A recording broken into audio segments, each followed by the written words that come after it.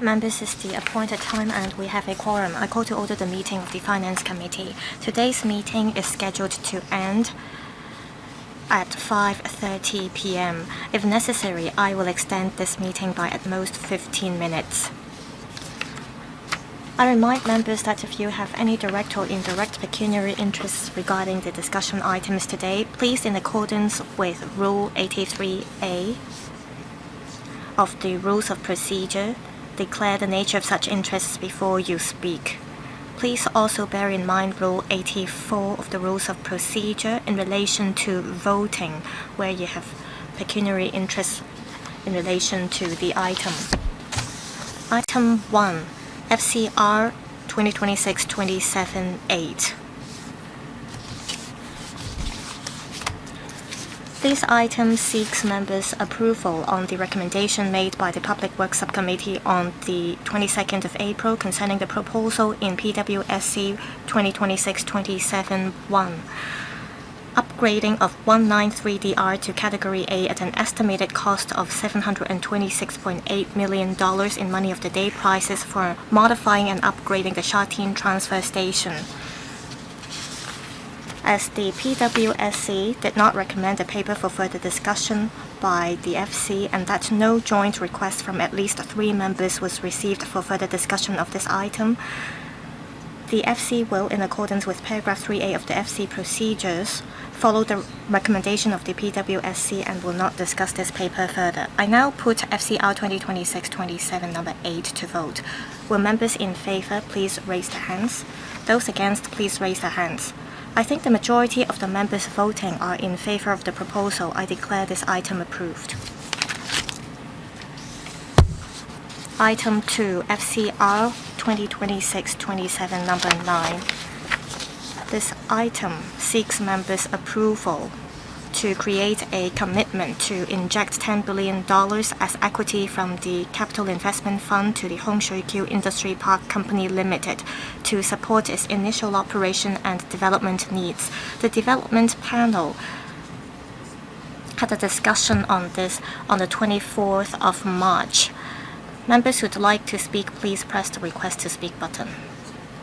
I remind members that after the Q&A session, I will immediately put this item to vote. Please pay attention to the progress of this meeting and return to this meeting room for the vote.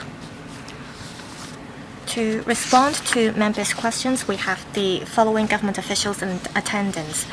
Ms. Doris Ho, Permanent Secretary for Development. Ms. Joyce Chan, Deputy Director of Northern Metropolis Coordination Office. Ms. Agnes Ng, Acting Principal Assistant Secretary for Development. I now invite the Chairman of the Development Panel to report on the major points of the discussion. Thank you, Chairman. At the meeting on the 24th of March 2026, the Panel on Development discussed the government's injection of $10 billion of startup capital to the Hong Shui Kiu Industry Park Company. The injection is to support the park company's initial operation and development needs. The panel welcomed the setting up of the park company for developing and operating the industry park so as to accelerate the bringing in of enterprises to the northern metropolis. Members supported the submission of this funding proposal to the Finance Committee for approval. Members were concerned about the progress of recruiting a CEO for the park company, company's revenue and long-term financial arrangements, and the division of work between Oasis and Invest Hong Kong in attracting businesses and capital. Members are of the view that the KPIs of the park company should include the park's contribution to Hong Kong's economy and that the company should regularly report to LegCo on its operations and financial situation. The administration responded to members' questions and concerns at the meeting. Thank you, Chairman.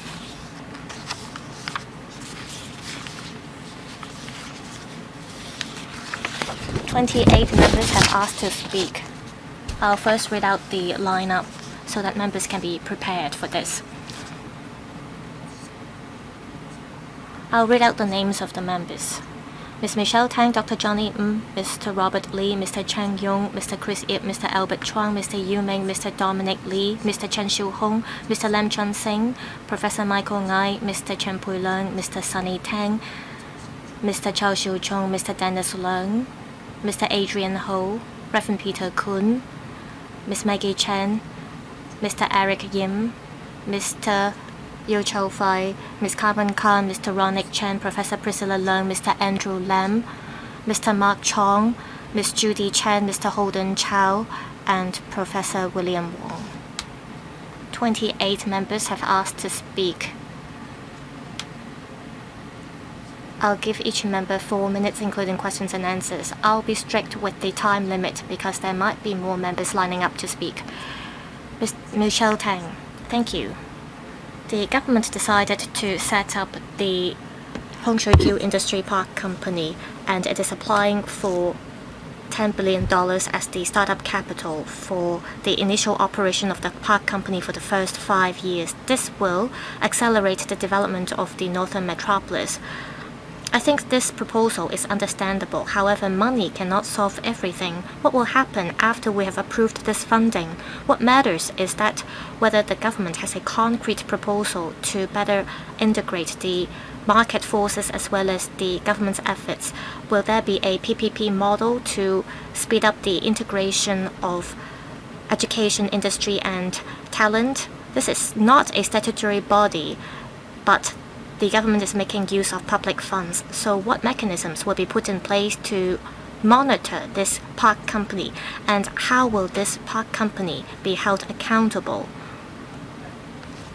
Permanent Secretary, I thank the member for the questions.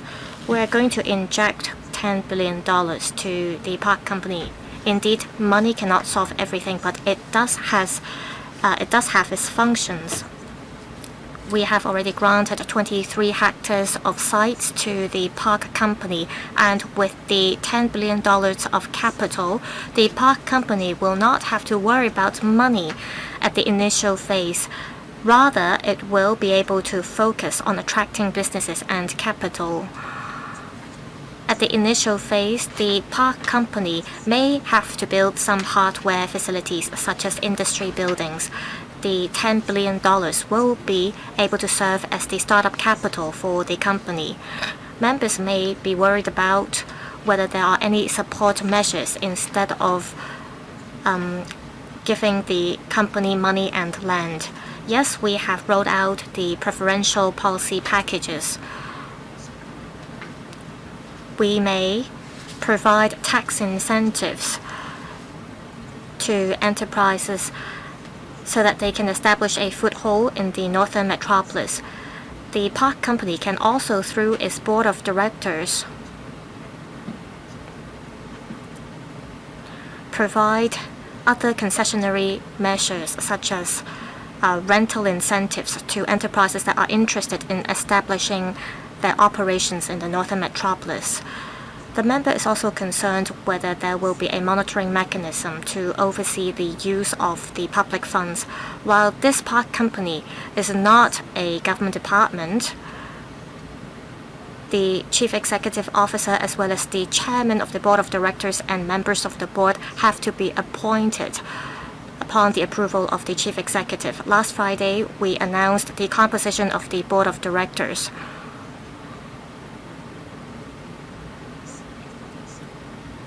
Also, any use of public funds will have to be approved by the board of directors in the future.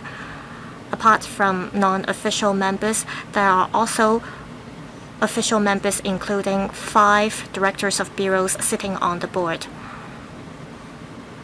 Through the participation of the 5 bureau directors, the government can take part in making decision on the strategic operation of the park company as well as the use of public funds. As to how the park company will be held accountable to LegCo, we will ask the park company to submit an annual report every year to talk about its operation as well as its financial situation. The annual report will have to be submitted to the panel on development of LegCo. The park company will tell members the operation of the company. Next, Dr. Johnny Ng. The development of the Northern Metropolis is crucial. So this Hongshui-Q Industry Park Company will play an important role. I believe the $10 billion of startup capital will help support the operation of the park company. I'd like to ask about paragraph 13 of the paper. According to the studies carried out by the consultancy firm, the park company will contribute $3.9 billion per annum to Hong Kong's economy, and that it will create 4,100 local jobs. With the 23 hectares of sites coming into full operation, the park company will contribute $11 billion per annum to Hong Kong's economy and create about 11,900 local jobs. How did you come up with the estimate? Also, do you have an idea what kind of projects will be under the park company and contribute to Hong Kong's economy, and how much of this contribution will go to the public coffers? Permanent Secretary. I thank the member for the questions. The member asked about paragraph 13 of the paper. That is the estimated economic contribution of the park company. Our consultant made the estimate. Our consultant took into consideration various factors.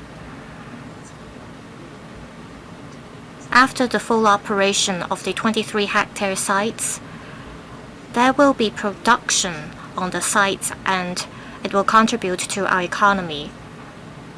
With enterprises establishing foothold in the park, there will also be benefits to the upstream and downstream sectors of the supply chain. That's considered part of the economic contribution as well.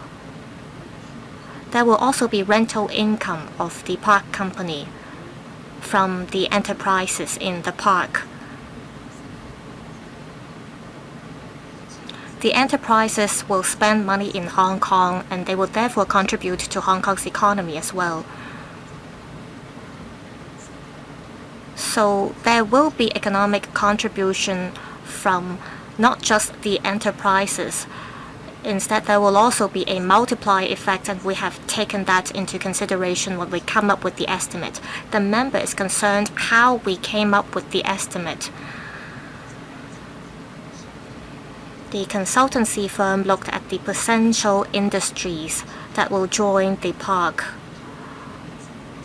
We hope that enterprises in the park will focus on smart production, high value-added manufacturing, and advanced manufacturing.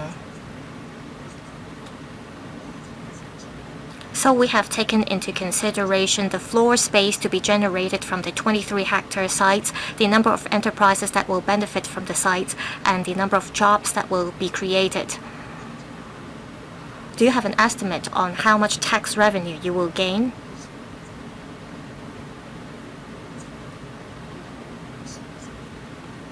The consultant did not take into consideration the potential tax revenue, so I do not have a specific figure in hand at the moment. However, I believe the projected economic contribution will cover tax revenue. That is, the park will benefit the public coffers. Mr. Robert Lee, thank you, Chair. The National 15th Five-Year Plan talks about the development of the Northern Metropolis, so it is an important initiative. I therefore support the injection of $10 billion to the Hongshui-Q Industry Park for its initial operations and development. It is good because it will help enterprises establish a foothold, and it can bring about economic benefits for Hong Kong. Dr. Johnny said something that I want to also talk about. The expected economic benefits are what we'll get in the beginning. In full operation, it will get up to $11 billion, but the development of the industry park will be in phases. So when will we actually reach the mark of $11 billion? The paper also mentioned how the industry park would have in the long term rental income and professional service fee revenue that should support the park to operate on a self-financing basis. It should have diversified income sources in the long term. Can you talk about the ratio of the different income sources in percentages? Thank you. Permanent Secretary. Thank you, Chair. The consultant's estimates are not that specific. It does not take into account when we will have fully developed the 23-hectare site. But of course, we want to expedite things. We understand many are paying close attention to the development of the park, and it is indeed very important for the economy. Having appointed a board of directors, even though we don't have a CEO just yet, the board is already discussing the strategy for the development of the industry park, which industries we should focus on, how to attract enterprises and investment effectively. We want to set these down as soon as possible, so that we can take action promptly to realize the expected economic benefits. As for the second question of the member, the different income sources distribution. Well, I have on hand here the distribution. The rental income will take up approximately 60% of the total income. The second major source of income, high value added services, it is approximately 40%.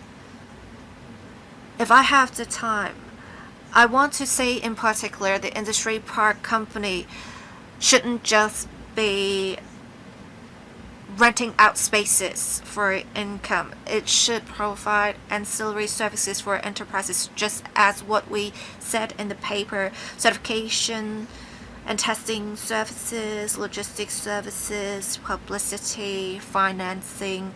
Hopefully through the different high value added services, the industry park company can grow along these enterprises in the park to create for the city tangible and intangible benefits. Mr. Chen Yong, thank you, Chair. Thank you, Permanent Secretary. Overall speaking, with a significant investment, we expect significant returns, and I believe members support the initiative to develop Hong Kong into an international INT center. Money is not everything, but it can resolve a lot of issues. Now, the questions I want to ask is about paragraph 9. In the first phase, land that is available, 70% of that would be for enterprises, and 30% of that will be for the enterprises to construct their factories and facilities. I want to ask whether there is some easier way to monitor the situation to facilitate better management. We have in Hong Shou Q plans to develop it into a high-end professional services and logistics hub. Apart from making use of the $10 billion, can we share resources with the Shanghai Cooperation Zone to expedite the development of the area, to expedite our returns on investment. The member talked about paragraph 9A of the paper.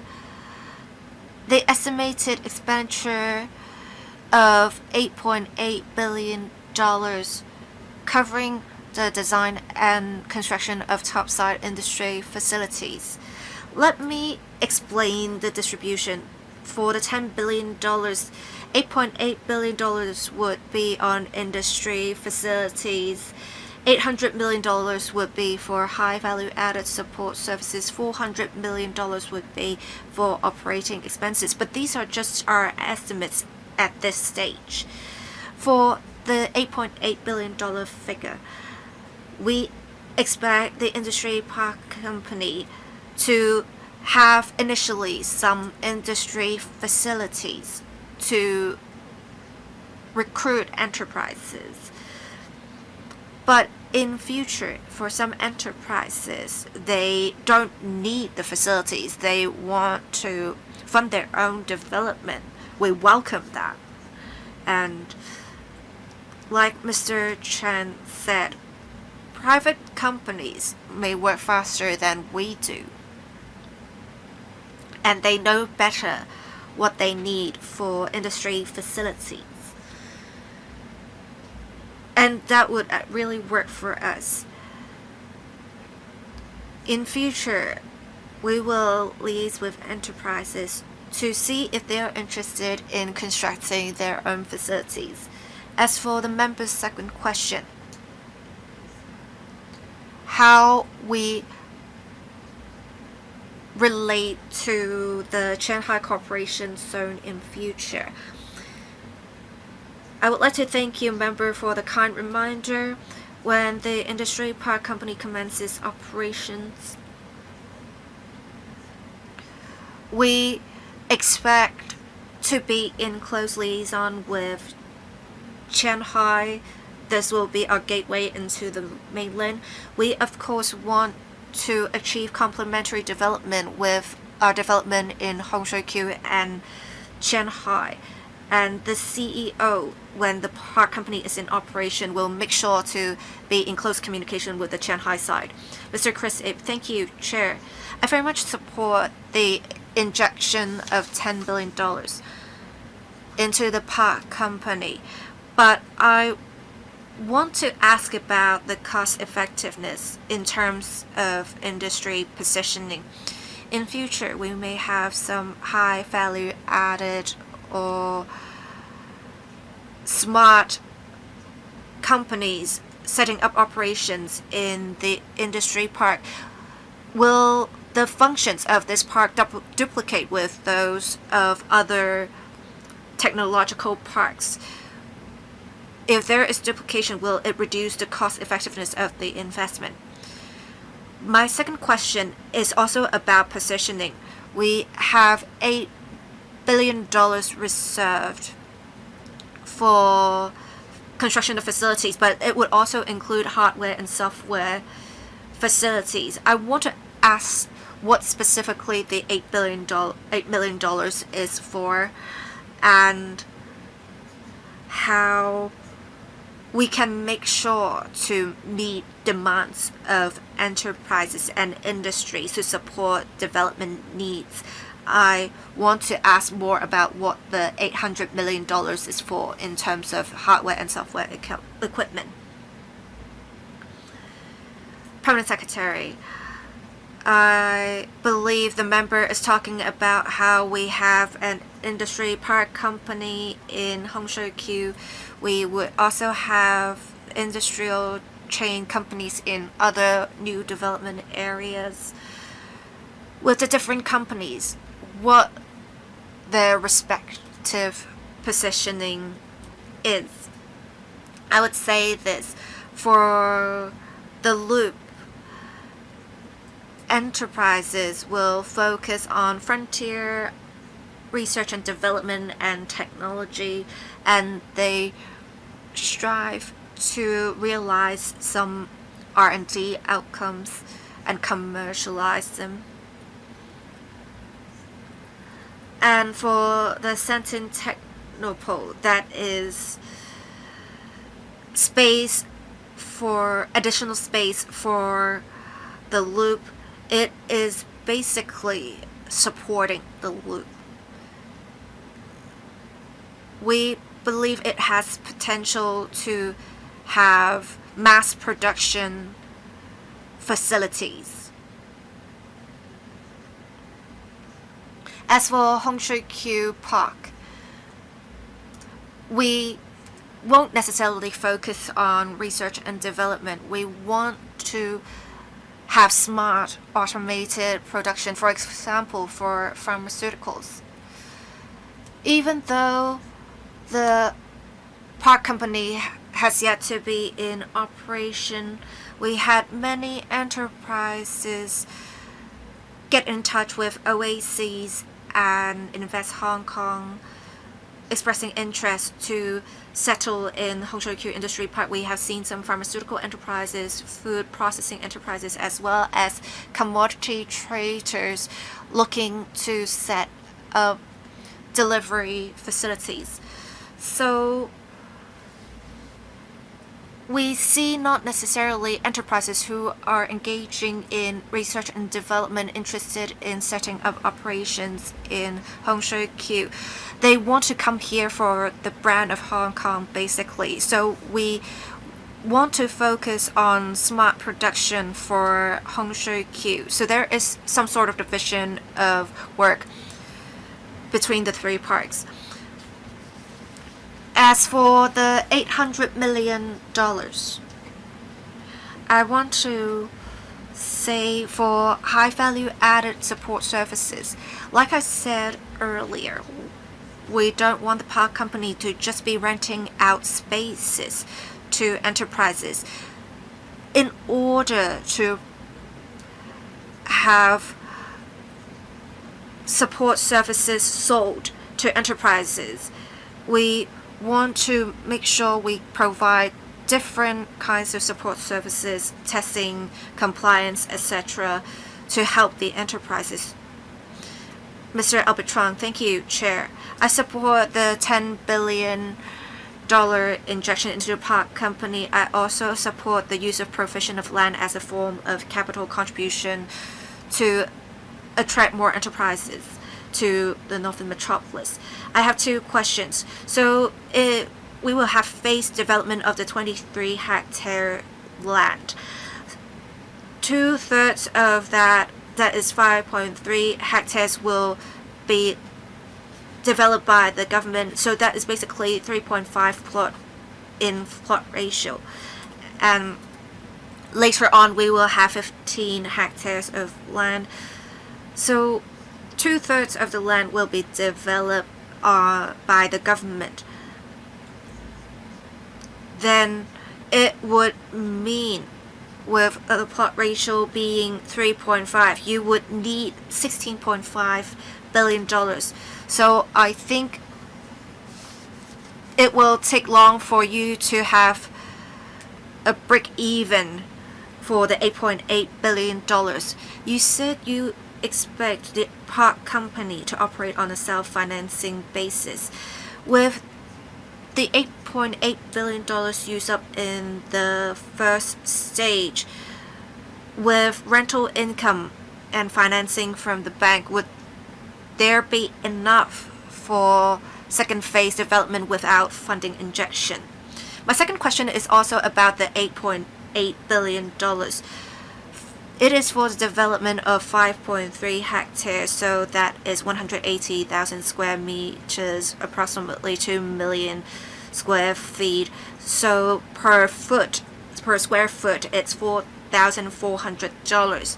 For a smart production facility, that is very expensive. Right now, the range is from $1,800 to $2,500. So I want to ask, what criteria did you adopt in deriving the estimates for the park company? And in Tseung Kwan O, there is also an advanced manufacturing center. Per square foot, it's $4,064 in cost. The government made a report last year. The occupation rate is just 41%. So with rising construction costs, how can the government control costs? That's my first question. And my second question is, will you have buildings that would just have basic facilities to lower the threshold, to lower the rent so that you can attract more enterprises? What I don't want to see is you have some very sophisticated facilities, but people are not using them. Hi, Permanent Secretary, the member asked 2 questions. The first question: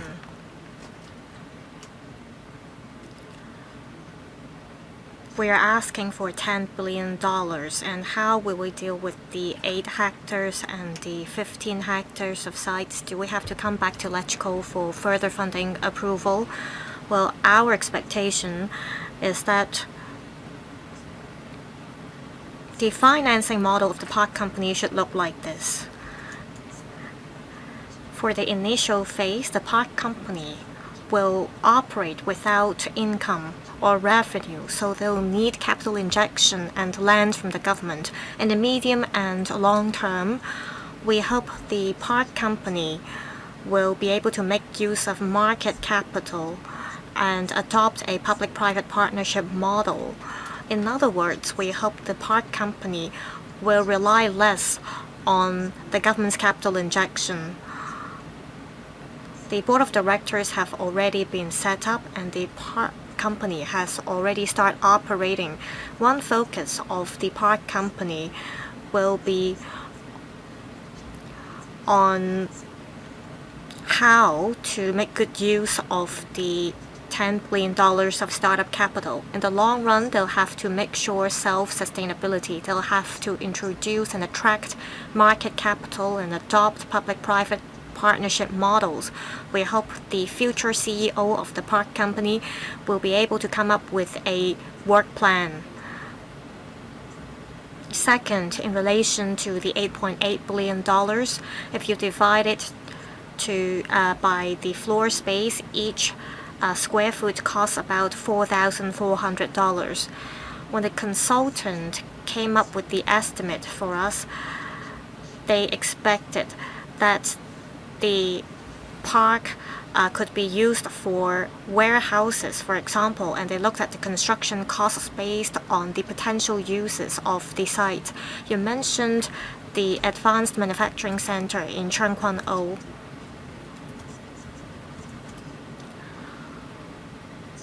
Will it cost $4,400 per square foot concerning the construction costs? Well, we will invite tenders, and we will make sure that the construction costs will align with the market level. Mr. Yu Ming. Thank you, Chairman.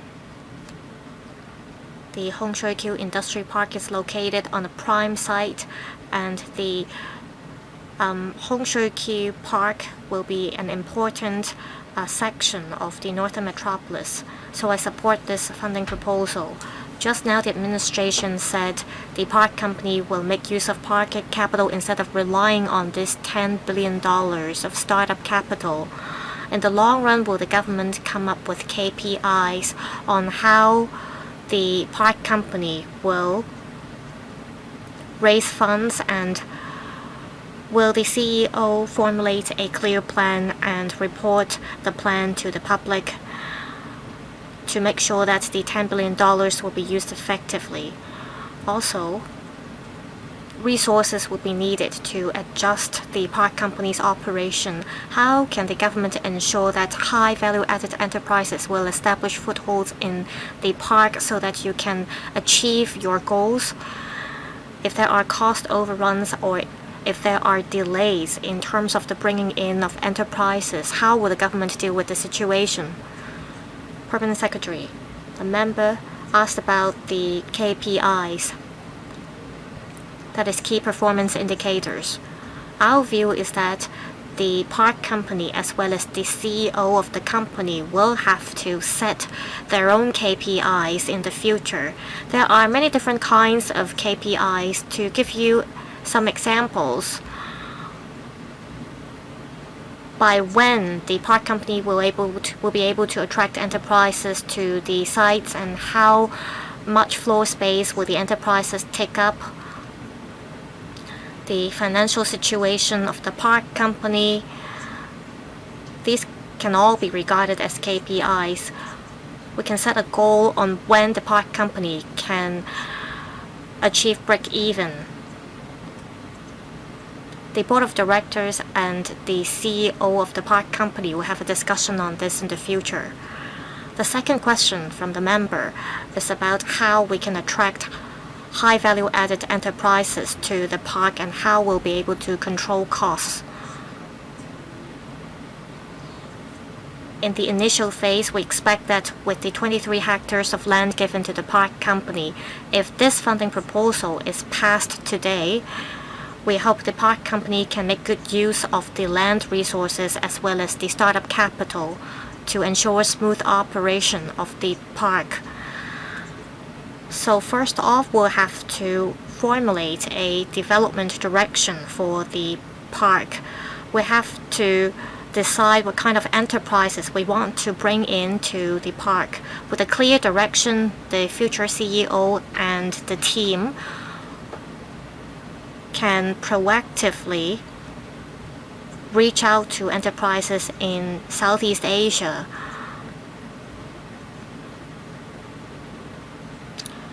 So that high value-added enterprises can be brought to the park. Next, Mr. Dominic Lee. The structure of this Hongshui-Q Industry Park Company is similar to that of the HKSTP Limited. For the HKSTP, the chairman is served by a public officer. Are there any reasons why the Hongshui-Q Park Company does not follow the same structure? Second,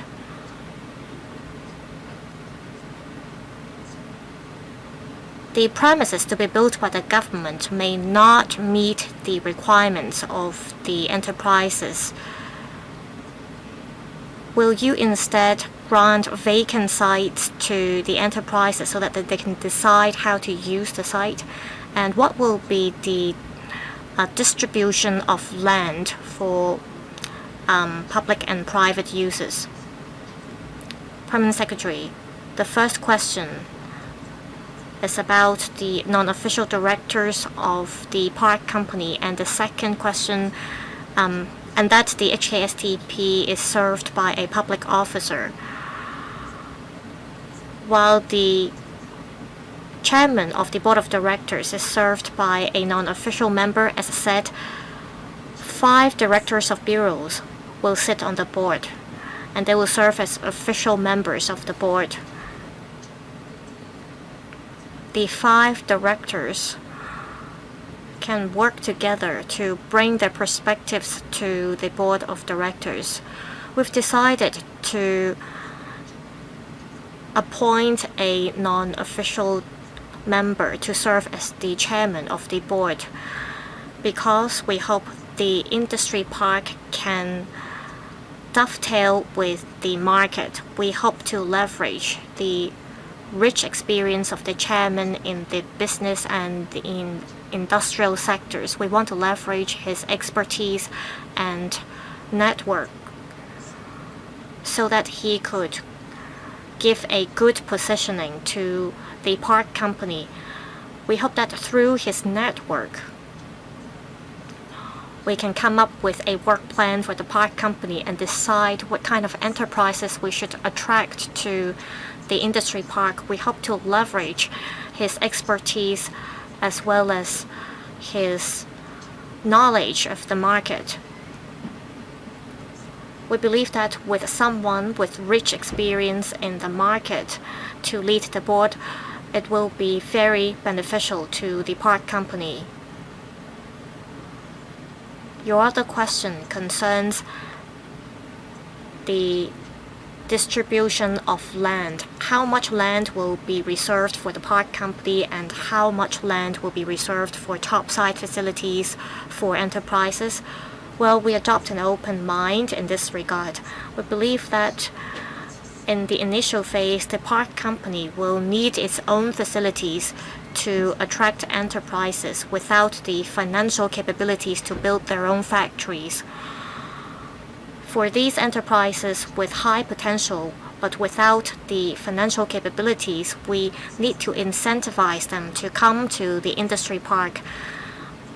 We believe that by renting government-built or park-built facilities to them, it will be an appeal to the enterprises. Some enterprises may have special requirements on the factories.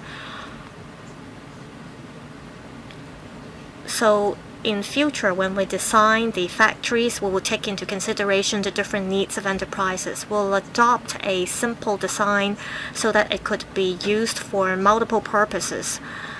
That way, when enterprises establish a foothold in the park without further modification, they could already make use of the factories. Next, Mr. Chen Xiu-hong. The wholly government-owned Hung Shui Kiu Industry Park Company will be responsible for the development of the 23-hectare industry sites. The government hoped that through a private partnership model, we can leverage market forces. According to the paper, in the initial phase of the operation of the park company, its major revenue will come from rental income. Will $10 billion be enough? Well, I'm a little bit worried. According to the analysis of the government consultant, in the coming few years,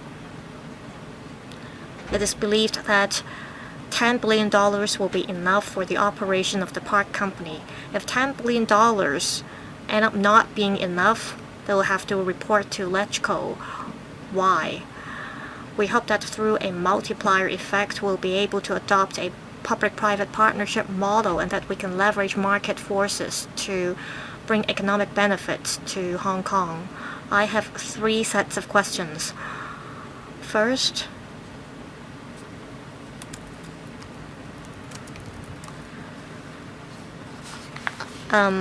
the park company will receive rental income, and paragraph 7 of the paper says that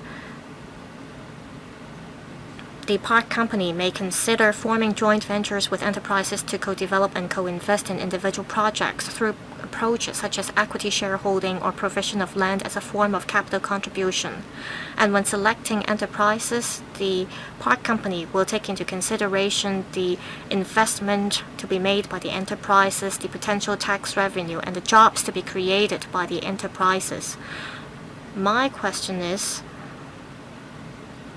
will there be a cap on the shares to be held by the park company, and also will you take into consideration the introduction of new technology of the enterprises to decide which enterprises you will select? Third, if you adopt the joint venture model, if the government or if the park company suffers any losses, will the government be paid back first? Permanent Secretary, in paragraph 7, we raised the concept of provision of land as a form of capital contribution. For example, an enterprise would like to come to the park and we want to attract the enterprise to establish a foothold in Hung Shui Kiu. Then the park company may form a joint venture with that enterprise. The park company will inject capital to the enterprise by providing land to the enterprise. And the enterprise that settles in the park will bring in talent and capital. The talent will help operate the businesses, and the capital can be used for building topside facilities.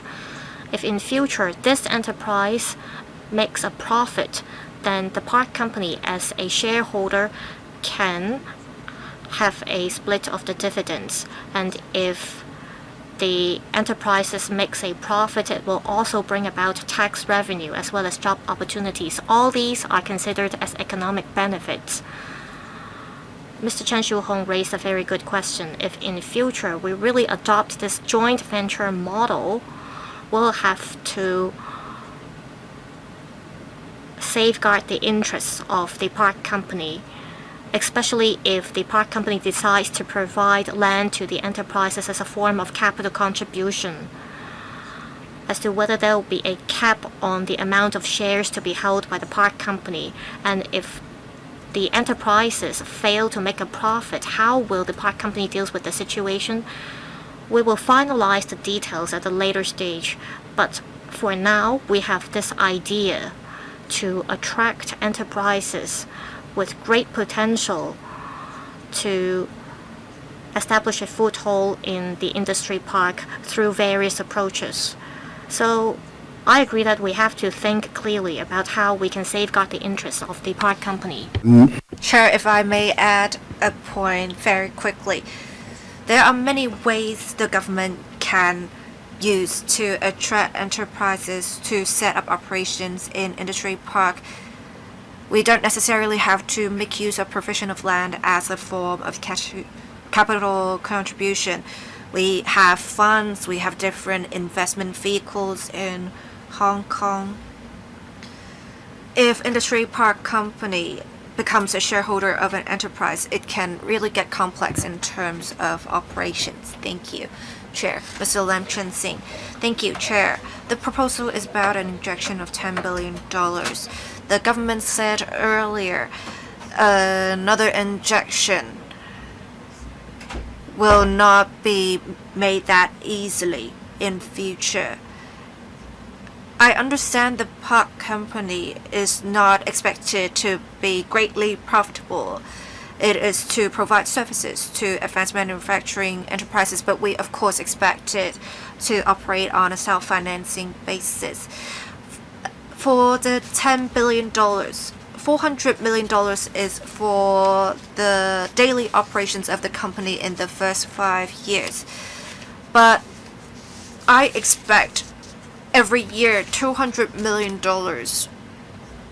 approximately will be needed for operating expenditure. Do you have clear projections that you can cover the expenditure with income, say with your rental income or high value added services charges, as well as dividends? I also have a second question that I'll ask very quickly. 2.6 hectares is reserved for flexible arrangements of enterprises, say they can construct their own factories, or land is just granted to enterprises for their flexible use. And of course, I hope that enterprises will construct their own factories and establish their operations in Hong Kong. But if, unfortunately, for the first few years, we do not have companies interested in doing so, would that impose a financial burden on the industry park company or some sort of wastage of resources? Are there any backup plans, perhaps for the government to construct its own factories for enterprises to move into? Thank you. Permanent Secretary. The member asked 2 questions. The first question is about whether we have specific information on when the park company will break even. According to the consultant's estimates, to achieve cash flow break even, it would be within 10 years. As we said earlier during panel discussions, and as the member said earlier, we do not expect to make significant profits with the park company's operations. We do not expect it to charge very expensive rents. We just want it to operate on a self-financing basis. The functions of the park company specifically are to create value for the economy of Hong Kong and attract enterprises and investment and bring about job opportunities. We believe it is a greater benefit. The member also asked about if we have the 2.6 hectares land left idle, what will happen? We have $8.8 billion earmarked for construction of facilities. But this is just an assumption. This is just based on the assumption we have at this moment. We may have different reactions from enterprises. As I said earlier, we already had some enterprises who are interested in setting up operations in Hongshui-Q, and some enterprises expressed willingness to construct their own plants. We did not hear enterprises hoping that the government would construct their facilities, so we hope to really see such reaction in future. Thank you. Professor Michael I want to ask what basis of assumptions you adopted in deriving the estimates, for example, for construction costs, list of equipment, and manpower establishment. I want to ask about the IRR payback period as well as your estimated cash flows for every year. We need to make sure we have the infrastructure and ancillary services as well as transportation to be attractive. Once we have constructed the facilities for international R&D companies, they want their own designs and layout. It wouldn't be quite attractive if we construct the facilities for them. I also want to ask, if we have many companies investing in their own facilities, we wouldn't have to spend the whole of $8.8 billion. What will happen to the leftovers? Thank you. Permanent Secretary, thank you, member, for the questions. The member basically asked about the estimates for income and expenditure as well as the IRR. We can provide the specific information in written form after the meeting, but I can say right now, just like for any company, we want to know what the rate of return is. But as I said earlier, the government does not expect this company to make great profits. We just wanted to make good use of the land and attract enterprises to set up production lines in the northern metropolis to expand our real economy. If they can do this, the benefits may not necessarily be reflected in the financial data, but it will create benefits such as in tax revenue and job opportunities created. As I said earlier, we do not need the company to make great profits as long as it achieves break even, and as I said earlier, according to our consultants' estimates, this can be achieved within 10 years.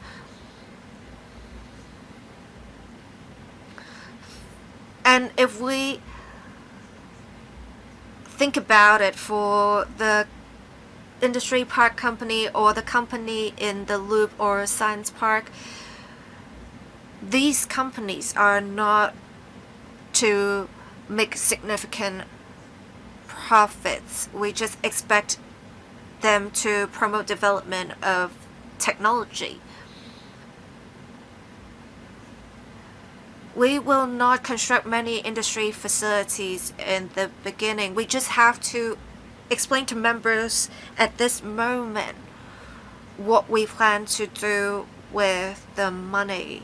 And for the $8.8 billion, as I said earlier, this figure is derived based on current assumptions. If we have many enterprises that are bringing in their own capital and they want to construct facilities of their own plant layout, we very much welcome this, especially if they have the capital to do so.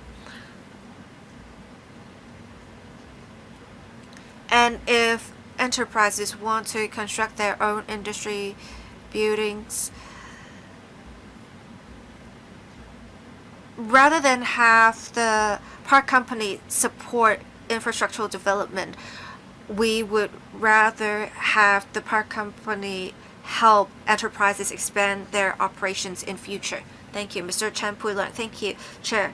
The Permanent Secretary said earlier they do not expect the company to make great profits because the park company will bring about intangible or other forms of contribution. But after all, since the government is investing in the company, we want the company to have healthy finances even though it may not be making great profits.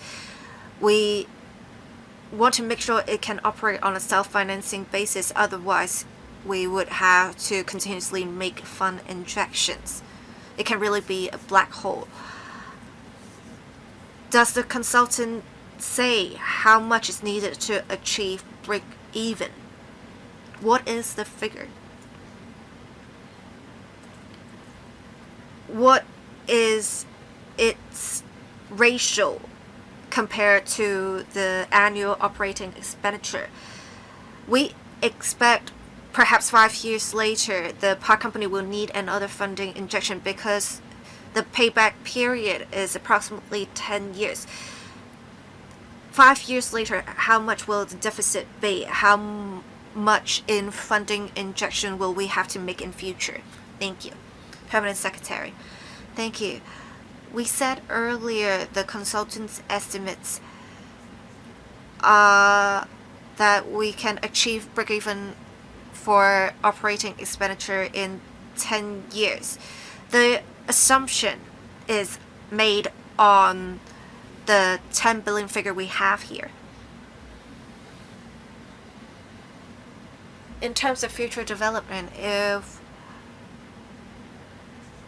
the park company has additional financial commitments, they would have to come up with ways to save costs. As for whether an additional funding injection is required, once we have a CEO for the park company, we will discuss with them about this.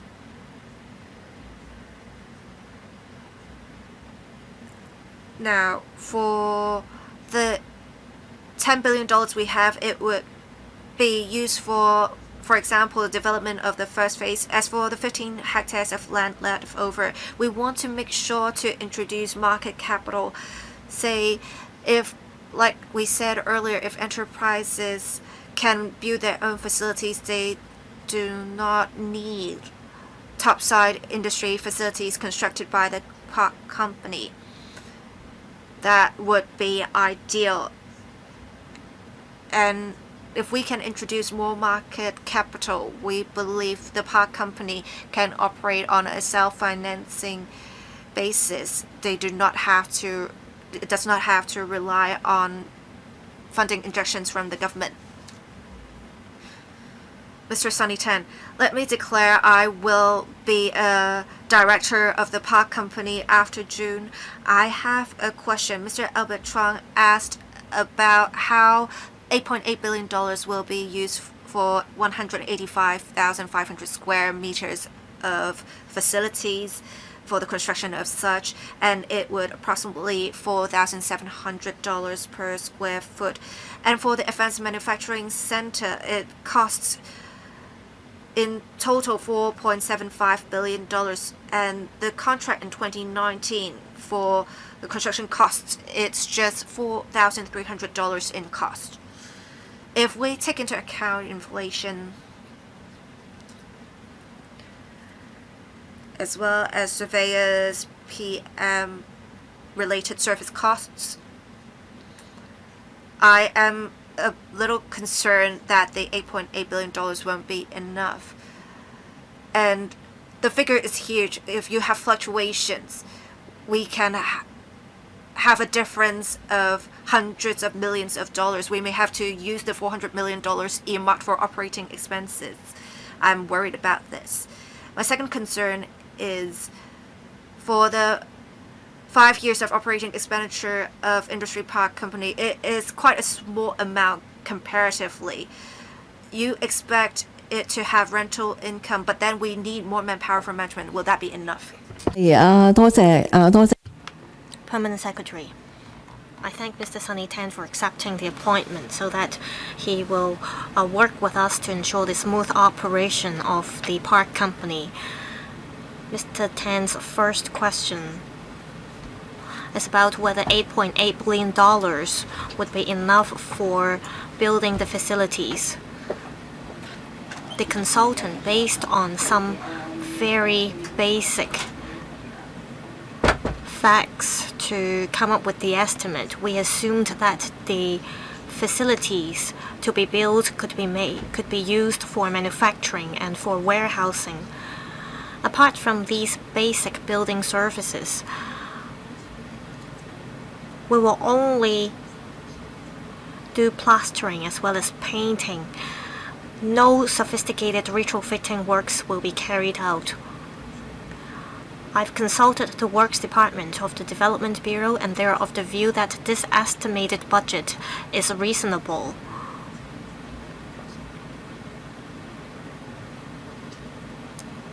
We've looked at the latest construction costs of some topside facilities, and we see a downward trend in terms of the construction costs.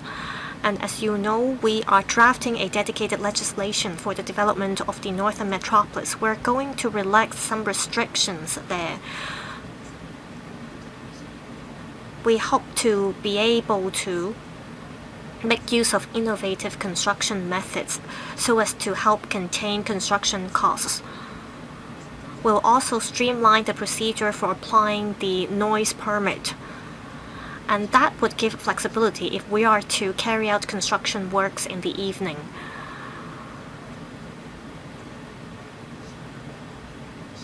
So our view is that the estimated budget is of a reasonable range. As for the $400 million of operating expenditure, it will cover staff salaries, utility costs of office spaces. Our consultant took into account the fact that the park company would keep expanding its scale. From the first few years, there may just be some 20 staff, and during the 5th year, the number of staff may reach 60. We've taken into account the staff salaries and the utilities costs, and we compared the costs with the market level, and again, we think the estimate is reasonable. Mr. Chao Shu-chung, I support the funding proposal. I believe that the proposal will help attract enterprises engaging in advanced manufacturing to establish a foothold in the industry park, and that would benefit the Northern Metropolis. This park company will be wholly owned by the government, and the $10 billion of startup capital will come from the public funds. The Secretary earlier said that the park company will have to run based on a market model and that it should be exempted from value for money audits of the Audit Commission. My question is,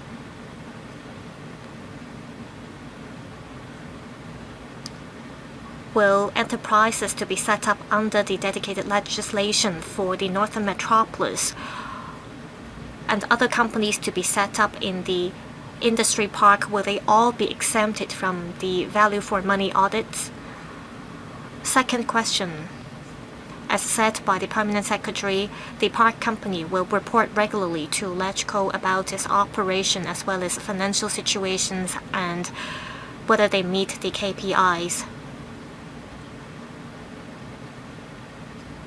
A report to LegCo is different from a value for money audits carried out by the Audit Commission. The Audit Commission would look at the procurement procedure of the park company to see whether the work carried out by the park company is appropriate. I believe that if the park company is subject to a value for money audit, the public will be more confident in the operation of the park company. 5 directors of bureaus will sit on the board of directors, and it is exactly because of this that we need to give confidence to the public, and we have to convince the public that there will be in place an effective monitoring mechanism. Permanent Secretary, the member asked 2 questions. For the first question, indeed, we decided to set up a park company to run the industry park because we want this company to run on a market model. We want flexibility in this company. If the park company finds an enterprise that's interested in going to the industry park and that it is in the interests of the public, we want the park company to have the flexibility to decide how to attract that enterprise to establish presence in the park. So the way that the park company will run will be very different from that of government departments. We're injecting $10 billion of public funds into the park company, so we have to ensure that it will be value for money and that it will make good use of the resources available. All these principles will still apply to the park company. If we adopt the same approach used by the Audit Commission to review the work of the park company, it may not be appropriate because we want to leave a level of flexibility to the park company. The member said there might be companies to be set up under the dedicated legislation for the Northern Metropolis, and there might also be non-statutory companies to be set up to oversee the development of the Northern Metropolis. Will they be subject to a value for money audit? Well, it's hard for me to say at this point. If these companies would like to enjoy a level of flexibility, then they may have different considerations. Second question. We're of the view that the park company should be exempt from the regulatory oversight of the Audit Commission. While the $10 billion will come from public money and land will also be coming from the government, we have to make sure that there will be rules in place. We need to have a monitoring mechanism. The member mentioned procurement procedures. When it comes to procurement, we have to make sure that it is done in an open and fair and impartial manner. As said, the board of directors will serve as the supervisor, and sitting on the board we have 5 directors of bureau. They will exercise the duty of the government. So with this park company, we have to first make sure that there is an effective monitoring mechanism in place. We need to make sure that there is an auditing mechanism as well. There needs to be rules in place so that they can be subject to the approval of the board. A number of members are still waiting to speak, so members who are going to speak, please be brief. If each member takes up 5 minutes, then other members won't have time to speak. Next, Mr. Dennis Leung. The park company will leverage market forces, and this will help enhance speed and efficiency. And this will also help attract businesses and capital. We believe this will also create job opportunities for construction workers. However, what is unclear is the operation and composition of the park company. While some government officials will sit on the board of directors, they will not perform duties directly in the park company. Will public officers be assigned to work in the park company to make sure that there could be more effective oversight on the financial situation? Also, has land been granted to the park company, or is the government simply lending its land to the company? Also, will the interests of the park company be compromised if public-private partnership model is adopted? Now, in terms of the $10 billion, is it going to be injected to the park company, or is it going to be given to the company as a form of loans? After the injection of the $10 billion, how can the government make sure that the public money will be used effectively? We don't want to give taxpayers the impression that the $10 billion will go to waste. We want to make sure sustainable operation of the park company. What we don't want to see is that the $10 billion is used up and you come back to LegCo for further funding approval. Permanent Secretary, please be succinct. The member asked about how we will monitor the park company. Well, the park company has not commenced operation yet. We hope that it will be put into operation by the middle of this year. We'll first have to come up with a governance structure. We have the board of directors, and under the board we need 2 to 3 committees to deal with various kinds of businesses, including the auditing and the financial arrangement. Second, we need these committees to come up with a development direction and plans to attract businesses and capital. We need to wait until the park company commences operation officially to decide on the governance structure. As said, we hope the park company can report regularly to LegCo about its operation. It will have to report to LegCo about whether it meets the KPIs. They will be KPIs related to the performance of the CEO as well as the team. Now, with the approval of the Executive Council, we have already granted the 23 hectares of sites to the park company at the nominal premium. And these are the usual approach that we adopt. And I don't agree that we are simply distributing the land to the various companies. We grant the land to the company in a transparent manner, and we are subject to public review. Also, the park company will report regularly to LegCo how the resources and the land will be used. They will all be made public. And this park company in future, if necessary, can borrow loans. If the park company is of the view that they have the financing needs, they can consider taking out loans itself. Mr. Adrian Ho, I have a couple of questions regarding this funding proposal.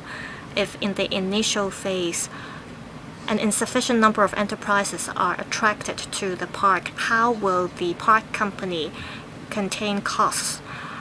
Will it take into consideration depreciation costs, and will it turn the agreement into short-term tenancies? Second, construction costs may rise, same for equipment cost.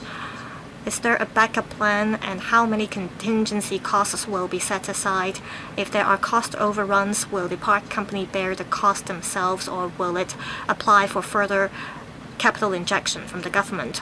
Third, according to the paper, the park company will run on a self-financing basis, but for the first 5 years it already requires $10 billion, and starting from the 5th year, operating costs will amount to $200 million. When will we see a surplus of the park company? Permanent Secretary. The member asked 3 questions. For the first question, if enterprises show a lack of interest in establishing a foothold in the park, how will we contain costs, and who will bear the costs? While the company has not been set up yet, through Oasis and Invest Hong Kong, we've been approaching enterprises in the mainland and enterprises in other places, and they have expressed interest in establishing presence in Hung Shui Kiu. So at this moment, we're not too worried whether there will be enough enterprises to establish a foothold in Hung Shui Kiu. Rather, we hope that the future CEO can come up with a strategy so that we can attract businesses and capital in a more targeted and focused manner. Now for the $10 billion of capital injection, the member expressed concern about the rising construction costs. Of the $10 billion, $8.8 billion will be spent on facilities to be built by the park company. And that will include contingency costs as well. The member is worried whether we will ask for additional funding injection in the future. At this point, we hope the park company can be set up first and that it will make good use of the resources granted. In the long run, they'll have to come up with their own financing model. Our expectation on the park company in the long run is that it will rely less on government's capital injection. They'll have to attract businesses and capital on their own. They'll have to adopt public-private partnership model to reduce the financial burden on the park company. So in the long run, we believe that the company will reduce its reliance on government's capital. We want the government to run on a self-financing basis. We do not want the company to just focus on the $10 billion.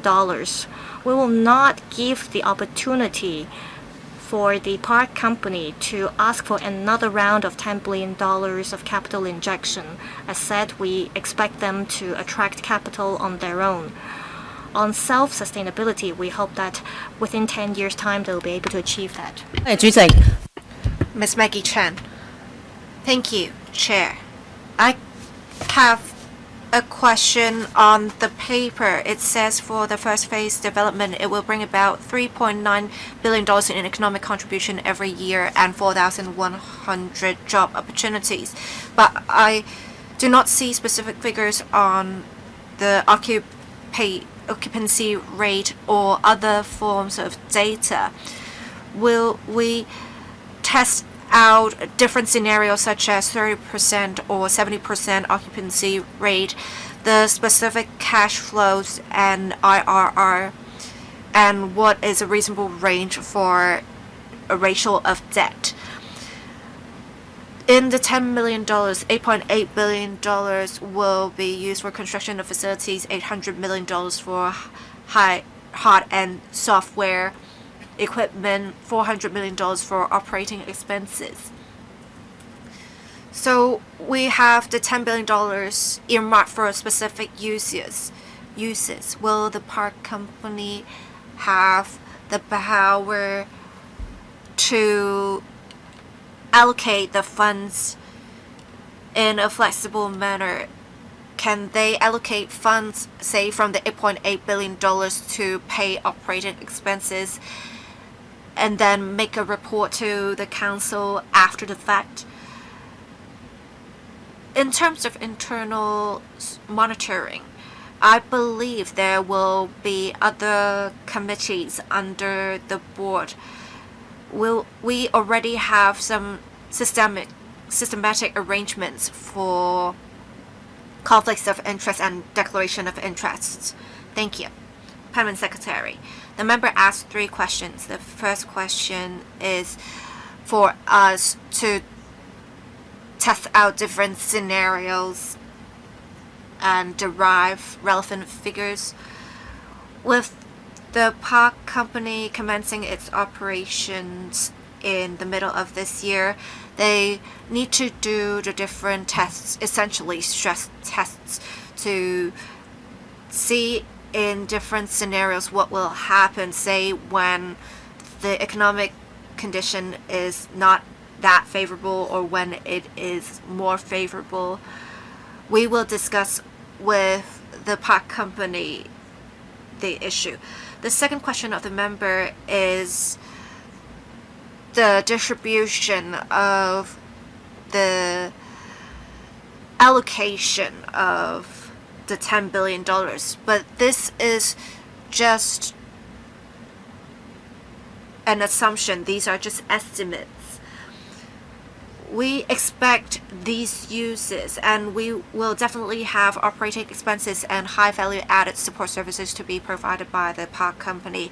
As for whether the $8.8 billion in whole would have to be used for construction of topside facilities, we actually said earlier, if enterprises are interested in constructing their own factories and facilities, we may not need the whole of $8.8 billion for the construction of facilities, and we welcome that.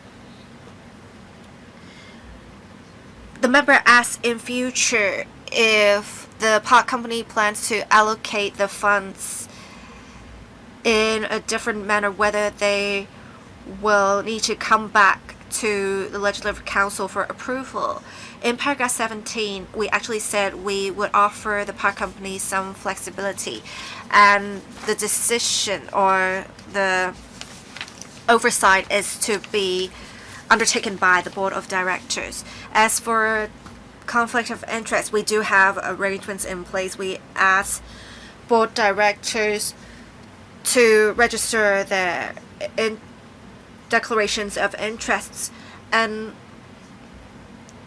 if board members are to discuss certain projects, if there is a potential or indirect or direct, of course, conflicts of interests, they would need to declare such interests, and the chairperson of the board may decide whether the member can stay there for the meeting, but of course the member would not be able to vote on the project. Mr. Eric Yim. Thank you, Chair.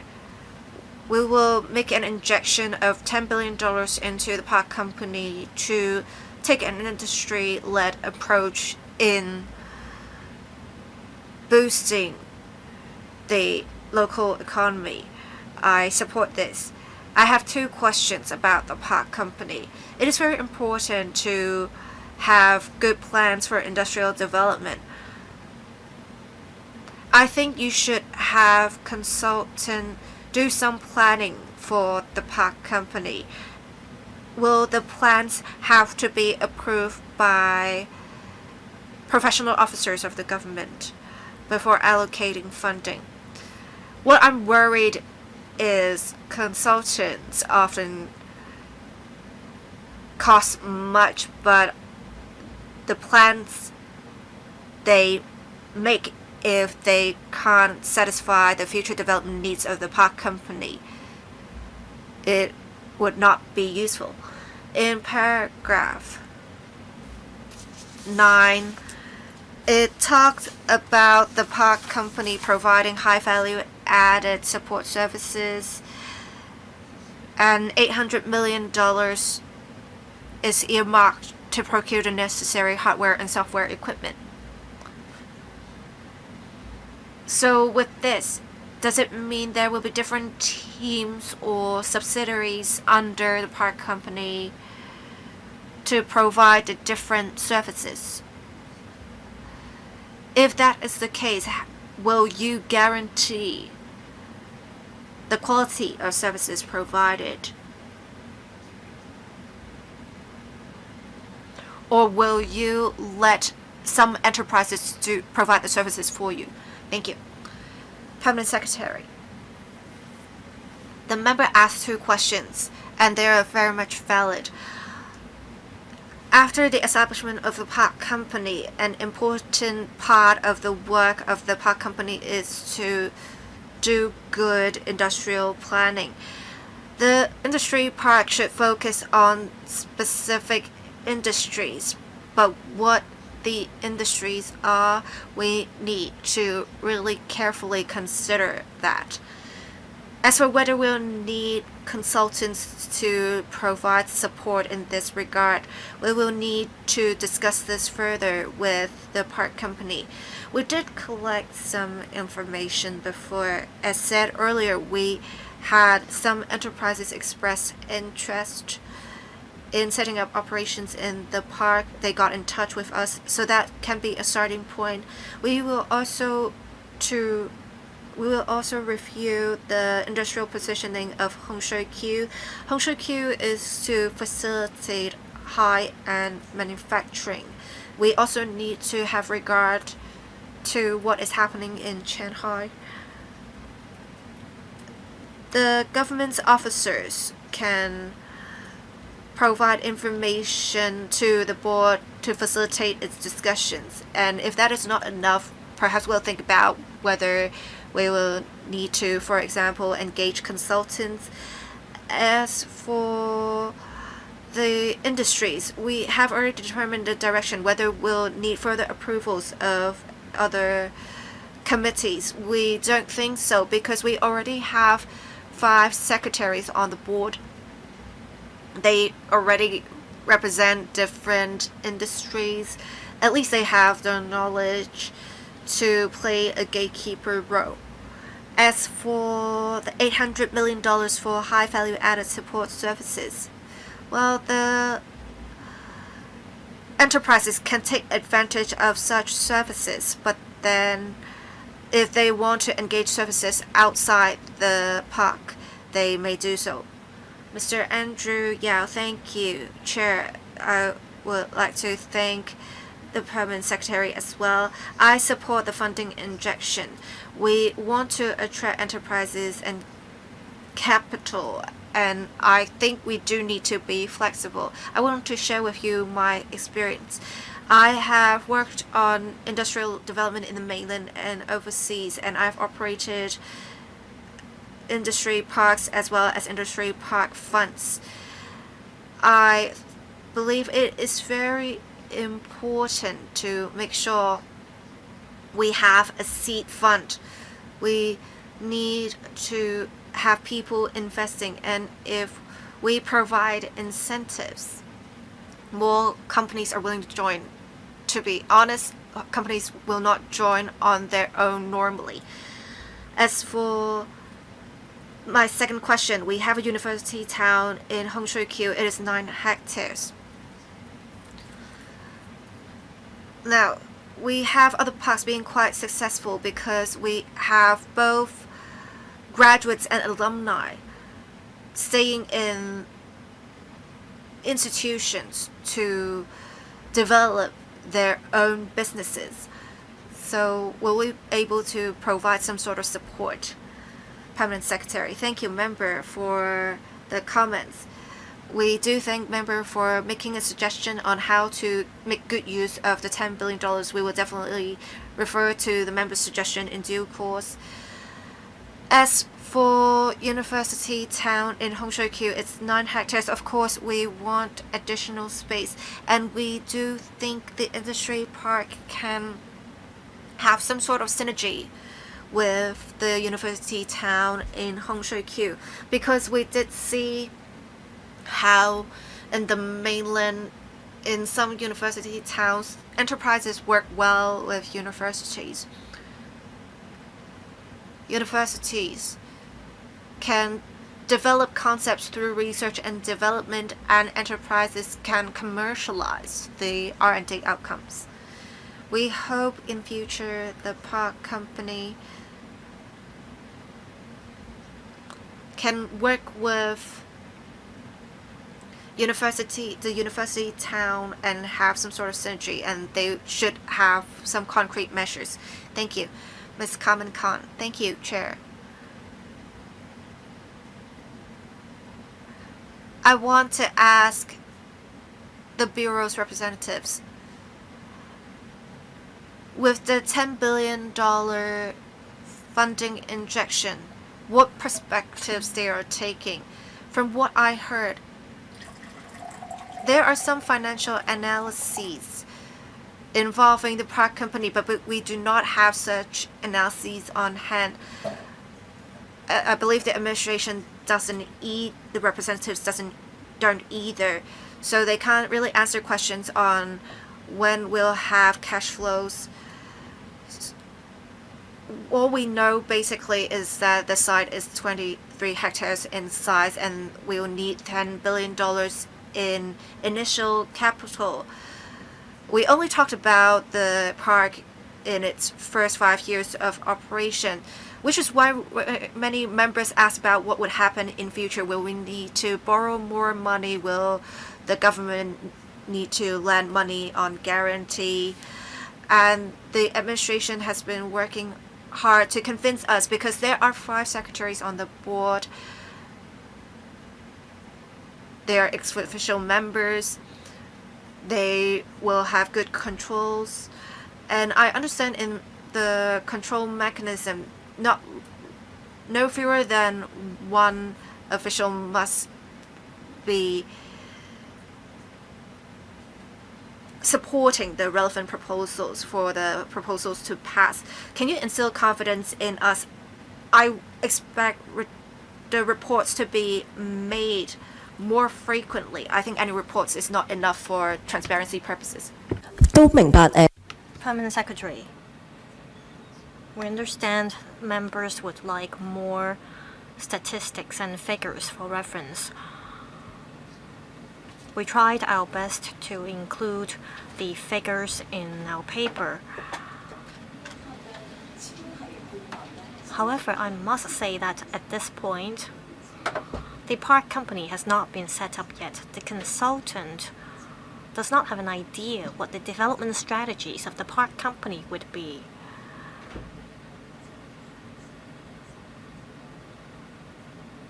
The estimates provided here do not necessarily represent the plan of the park company. After the park company is set up, it will formulate its own strategies, and it will decide what the financial arrangements will be.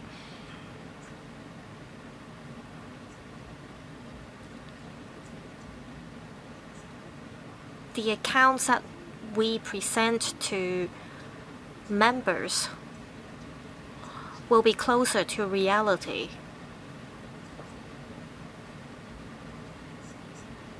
We expect that this park company, within 10 years' time, will run or will ensure self-sustainability. We ask that the company, in the long run, stop relying on the government for capital injection. The company will have to come up with its own financing plan to leverage market capital to fund the operation of the park company. We do not have high requirement on the financial arrangement of the park company. As long as the daily cash flow of the park company can ensure its self-sustainability, that would suffice. We hope that the park company will attract enterprises to the park to ensure that they can bring economic benefits to Hong Kong. As to whether the park company should report more regularly to LegCo in the future, we will look into this. Mr. Ronik Chen. The Loop, the Sentient Technopole, and the Hong Shui Kiu Industry Park will each get $10 billion of startup capital. I believe that the development of these will benefit the INT in Hong Kong, so I support the funding proposal. According to the paper, the $10 billion will not have any recurrent financial implications on the government. However, paragraph 17 of the paper says the government may provide the company with loan or loan guarantee for the company to raise funds from the market in the future. However, the company will operate independently. Will the government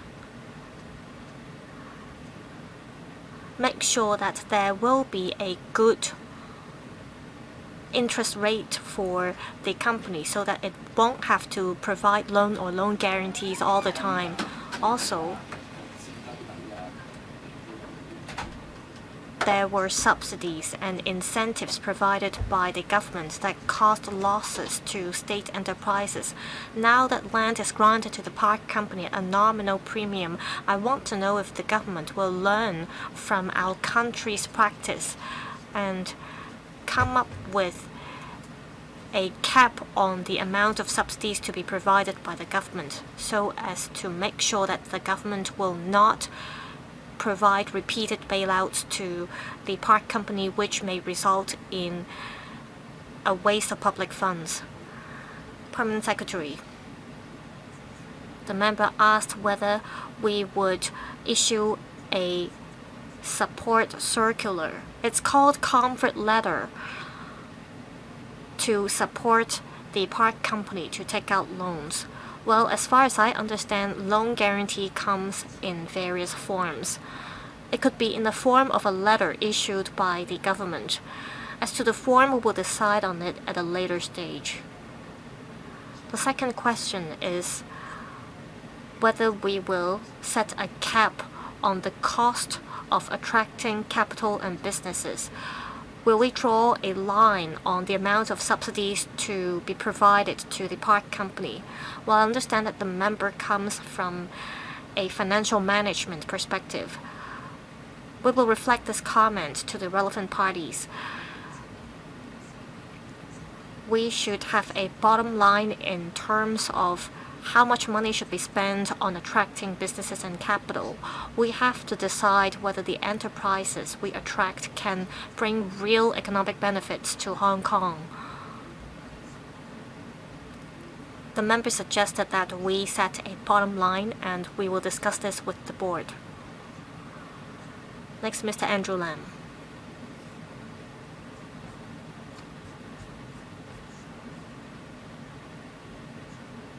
The $10 billion of capital injection will help the park company operate the 23 hectares of sites. I think $10 billion is not enough. $8.8 billion will be for the development of 5.3 hectares of land. If you do the calculation, it will cost about $2 million per floor space.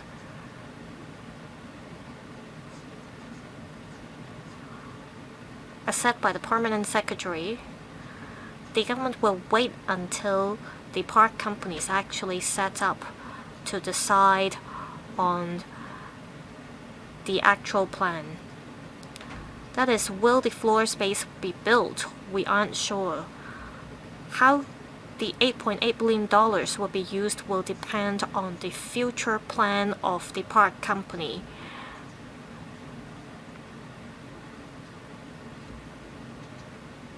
If the chairman of the board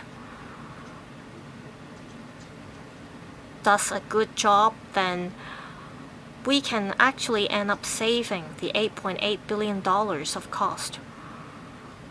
What matters is the 17 to 18 hectares of land on top of the 5.3 hectares. We'll need investment for these sites.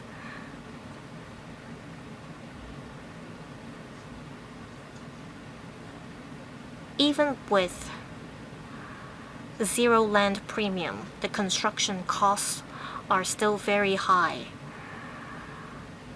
It will be hard for the private sector to sustain the project.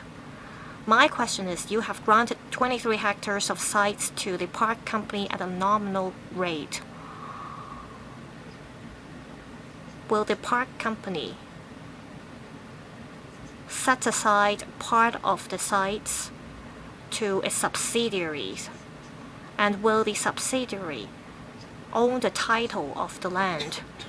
If not, the subsidiary will face great challenges when it tries to raise funds, and it will compromise the appeal of the park. I'm not sure if you have already finalized the details on the land leases. If not, I hope you will take this into consideration. Mr. Andrew Lam, can you speak faster? You have already talked for 3 minutes. Permanent Secretary.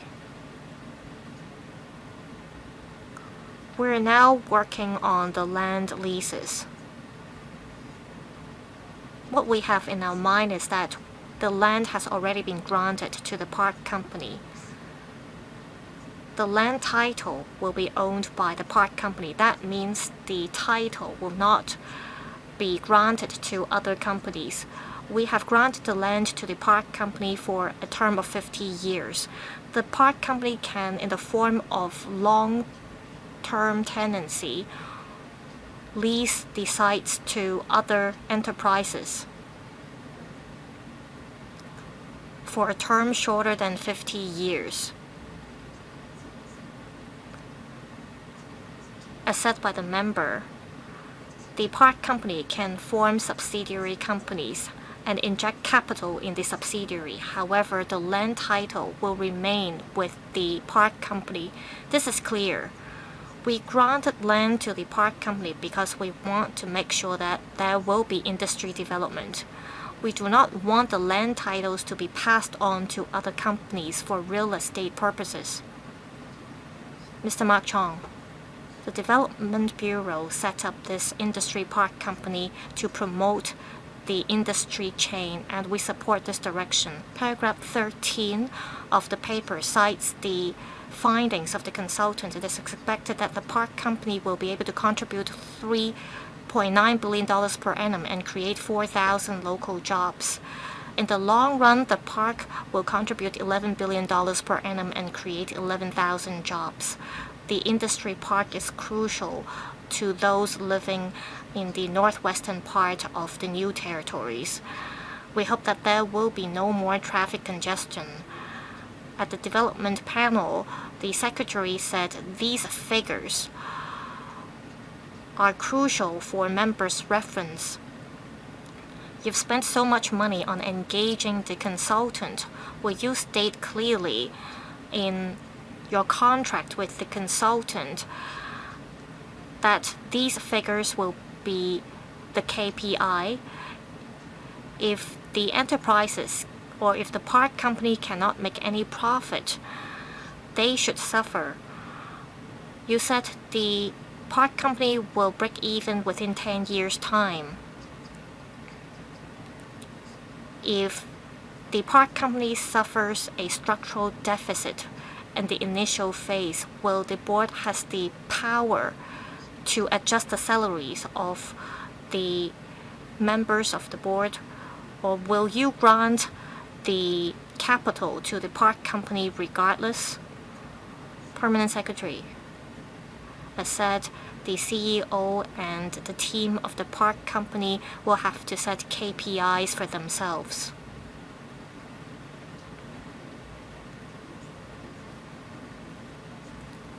We have to see if the KPIs can be achieved and what consequences will the park company face if they fail to meet the KPIs. These are issues that the board will have to deal with. If the park company fails to meet the KPIs, will that be reflected in the salaries of the CEO as well as the team? Well, we understand where the member is coming from. We will discuss this with the board. Next, Ms. Judy Chen. Thank you, Chairman. I think we all need to support this funding proposal. This is because the development of the northern metropolis is crucial for the future of Hong Kong. I have 3 questions. Paragraph 9 of the paper. 9A says there are 8 hectares of spade-ready sites.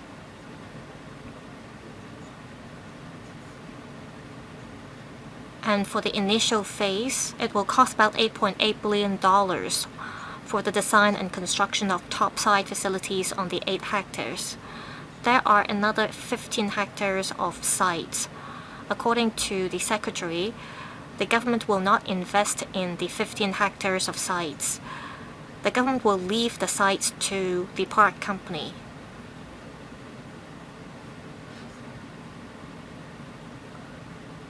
The cost of building infrastructure is substantial.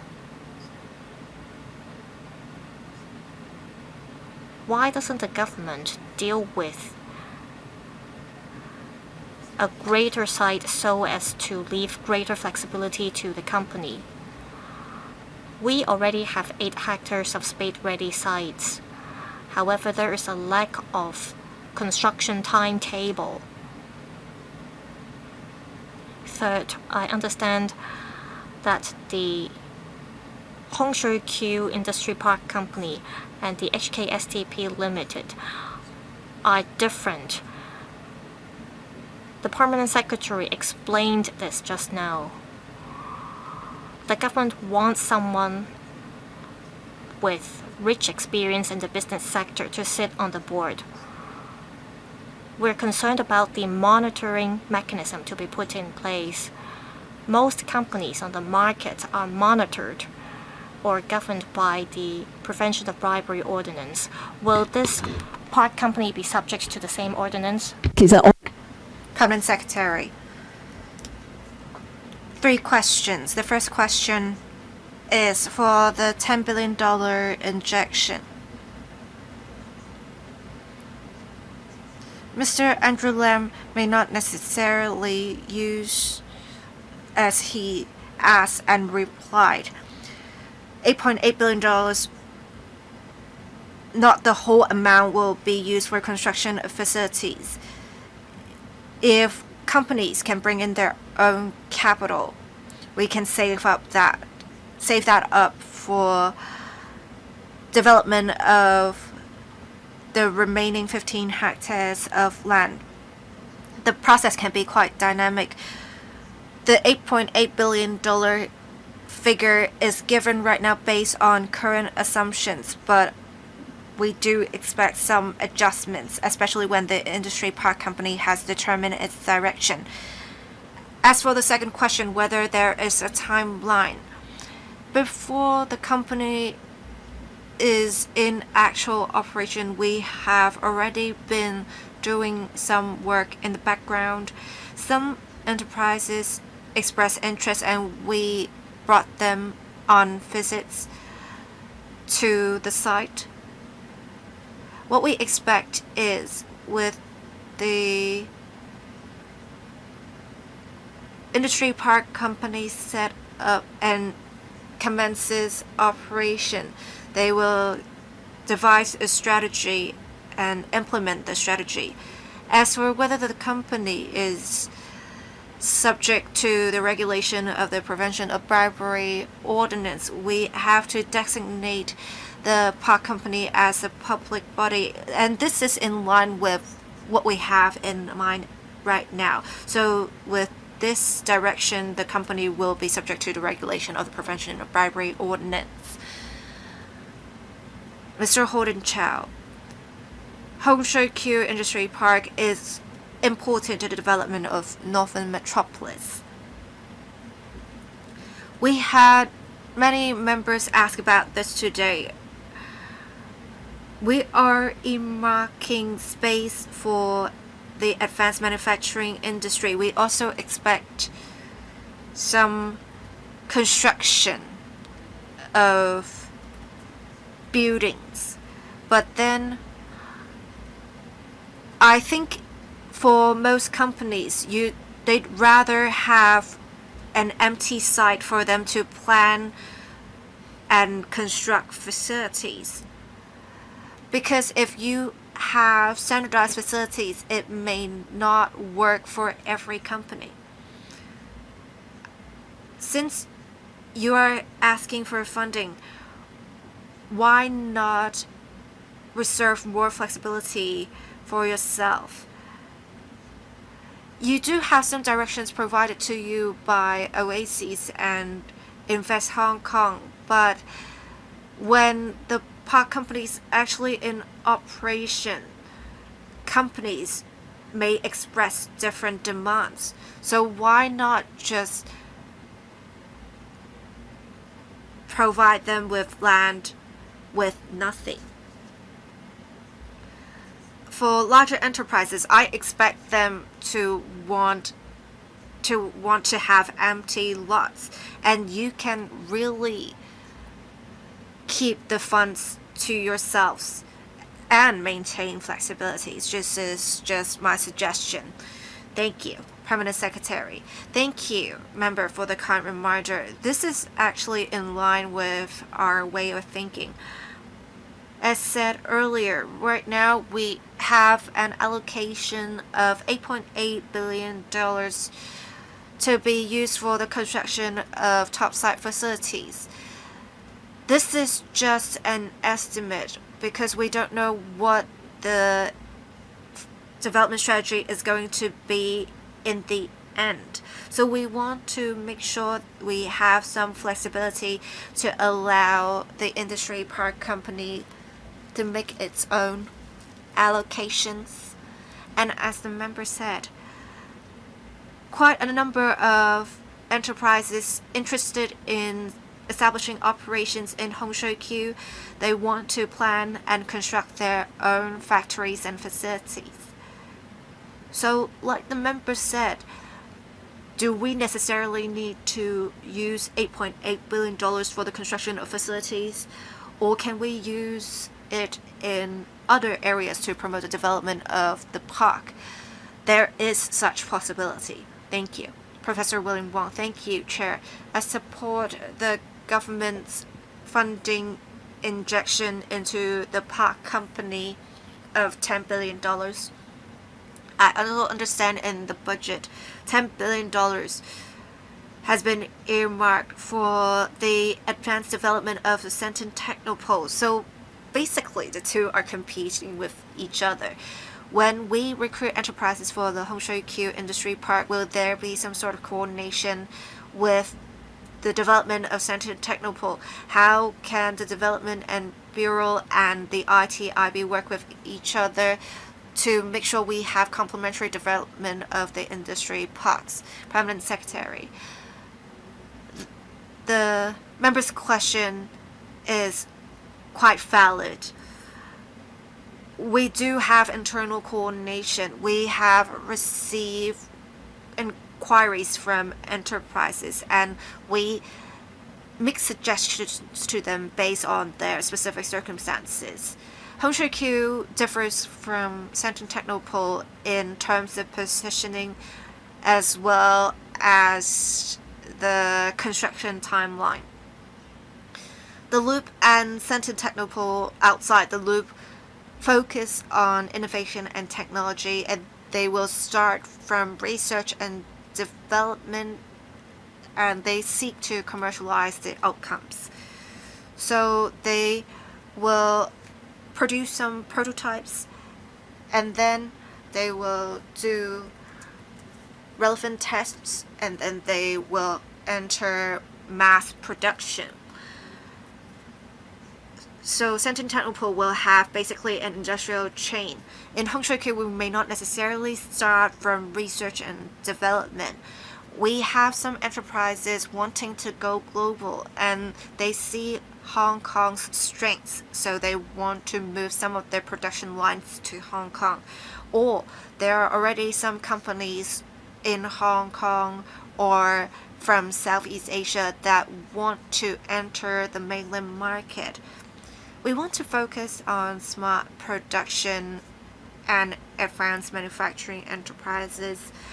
As for the completion timeline, right now we have 33 hectares for the industry park in Hongshui-Q. 8 hectares is spade ready. The 15 remaining hectares will be available at the end of next year. So the land will be made available sooner. From what I understand in Sha Tin Technopole, and well, the Loop already has some land for Sha Tin Technopole. There are 2 to 3 hectares of land available at the end of this year. So there are differences in terms of positioning as well as completion timeline.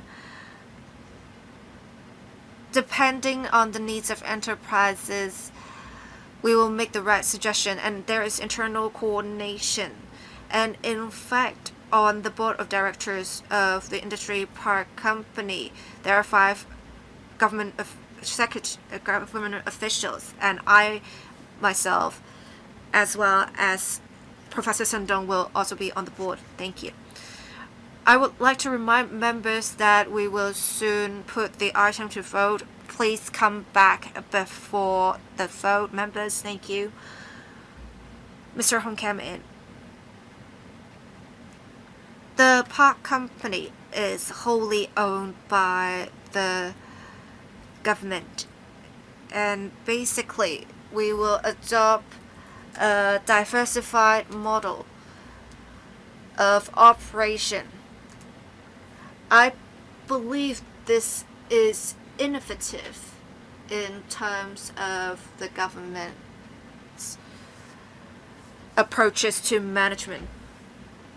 In paragraph 10 of the paper, it says the park company will be required to submit a specific development plan to the government, including KPIs, so as to ensure the park company will make effective use of the land asset and the government's equity injection in accordance with the government's industry policies. Will the government set KPIs for the industry park companies to make sure its development meets certain milestones? I also see in paragraph 12 that the park company shall enjoy the autonomy to formulate development strategies and allocate resources. So it seems that the government will not have much control over the company's operations. Paragraph 14 talks about a control mechanism. The board of directors will establish appropriate control mechanism to supervise the park company's operation in accordance with the government's policy, to monitor the progress of development of the park company and to ensure public funds are used in an efficient and effective manner. The park company is not necessarily held accountable to the government. How can we make sure it follows the government's policy with the control mechanism? Is it through regulation of the board or otherwise? Permanent Secretary. Thank you, member, for the question. Even though not all members of the board of directors of the park company are government officials, there are several ways for us to make sure the park company follows the government's policy. One, the government has the power to appoint all members of the board as well as some administrative personnel. I believe this is an important way for the government to make sure the parks company's operations are in accordance with the government's policy. Next, for the composition of the board, out of the 11 directors, 5 of them are government officials. So basically, the opinion of the government will be reflected in the board. Lastly, to make a decision, the board will need to have a majority vote and at least one official director, that is a government official, would have to give an affirmative vote. So that's how we can realize the vision of the park company following the government's policy. Thank you. Dr. Junius Ho, thank you, Chair. I basically support the government's initiative to promote the development of the GBA. The government is basically constructing facilities and they will rent out spaces and collect rent. We will achieve break-even within 10 years according to the Permanent Secretary. When will we have a specific report that says that? The Hong Kong Science Park is also operated in this manner. Basically, the government is renting out spaces to people. How well are we doing in terms of financial performance at the science park? Whether it's Sunny or Mr. Chen Siu-hong, they raise questions on the construction costs.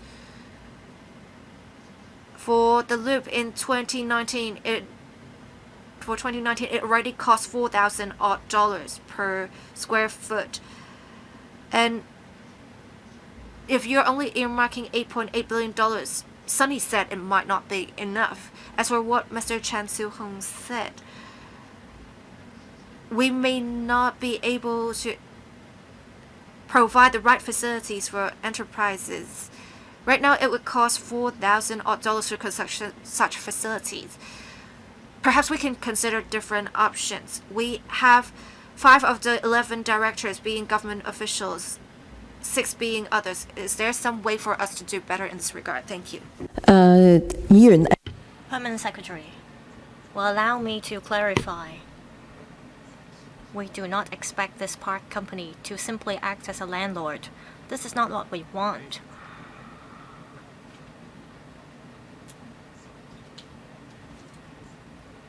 To start with, the park company will have the resources to perhaps build industry facilities, and that would give the park company more tools to attract enterprises to establish a foothold in the park. But I have to stress that we do not want the park company simply act as a landlord. You asked if there are other approaches to be adopted. We exactly want the park company to opt for other models. We do not simply want the park company to act as a landlord and collect rent. We want the company to reach out to potential enterprises. And these enterprises should have the capability to build their own factories themselves. And if they build the factories themselves, the factories would suit their needs.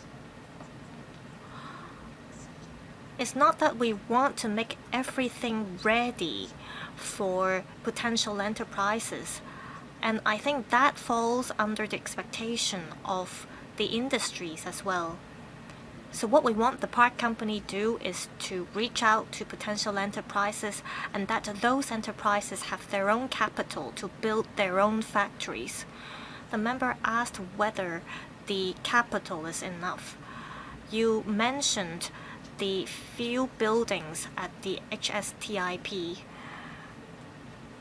Those buildings accommodate labs, both dry and wet labs, and they're built with high specifications. What we intend to build in the industry park in Hongshui-Q will be different. They will not be of such a specification. And the member also asked what we drew reference from the model of the cyberport as well as the science park. And the companies in those parks also run on a self-financing basis. And they are able to achieve self-sustainability. And this is exactly what we want the Hongshui-Q Park Company to achieve. Next, Reverend Peter Kuhn. I'd like to follow up on paragraph 13 of the paper. I don't think we object to making investment in the development of the northern metropolis. According to the paper, there will be direct, indirect, and induced impacts to be brought by the park company. I want to know if $11 billion per annum are overestimated. If it could bring about $11 billion per annum, that would be really good. So I want to know how the government came up with the estimate and what it means by direct, indirect, and induced impacts. Permanent Secretary. Let me talk about the calculation behind. What does it mean by direct, indirect, and induced impacts? We've granted 23 hectares of sites to the park company. Some enterprises are expected to establish a foothold in the park, and they will engage in production and manufacturing, and that would bring about the first layer of economic benefits. These settled enterprises may buy or purchase services from the park company or other companies such as accounting and legal services. These are indirect benefits to be brought by the settled enterprises. What does it mean by induced impacts? The settled enterprises would hire staff, and these staff would spend money in Hong Kong, and these are regarded as the third layer of economic benefits. This is quite a common approach for us to gauge economic contribution. And I don't think this is unreasonable.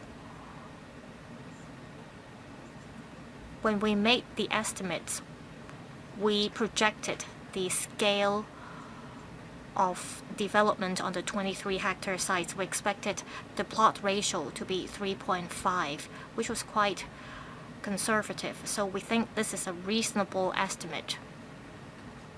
Next, Ms. Christine Fong.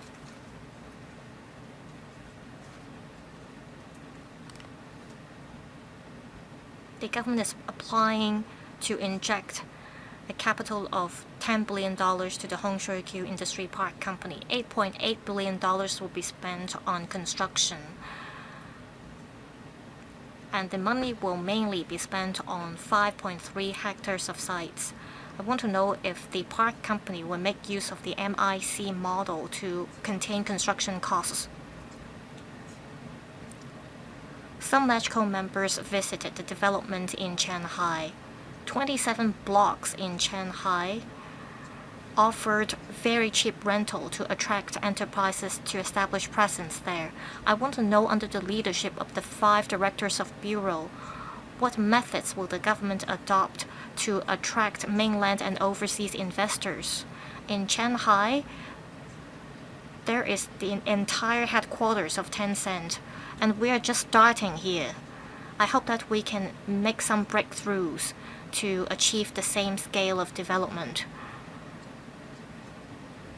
As mentioned by some members, this is like the design, build, and operate model. And we need coordination between public and private sectors. The company has just been set up, and you'll need a CEO to run the company. And that would require a lot of public money. Will you consider reporting to LegCo every 6 months instead of making a report yearly? Permanent Secretary. Yes, we will make use of prefabricated models or modules. And this is what we have been promoting in our construction projects. The member asked what kind of strategies we will adopt to attract enterprises. We understand that there has been fierce competition, so we'll be more aggressive.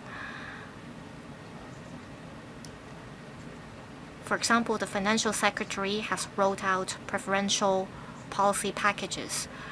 So we will offer tax incentives and other concessionary measures. We may offer rental concessions as well. As said by the member, in the mainland, they use very cheap rental to attract enterprises.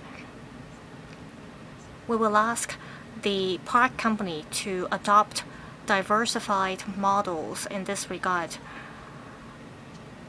With the operation model of the park company, it can actually customize its own preferential policies and concessionary measures to attract enterprises.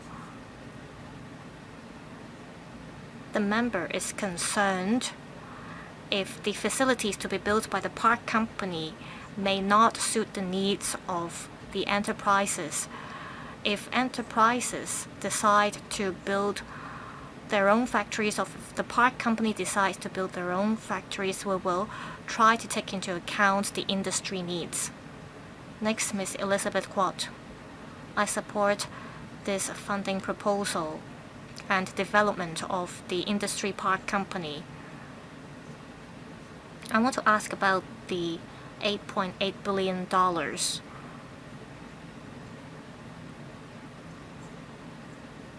This is going to be a new science and industry park. Some high-tech companies will establish foothold in the park, and they will need AI computing power. So there may or may not need to be a computing center in the park. However, you will need to build network facilities that accommodate 5G networks. You also have to take into account smart transport, green transport, and so on. You'll have to build a smart city within the park, and I want to know if you have taken all these into considerations when you build your own facilities. Permanent Secretary.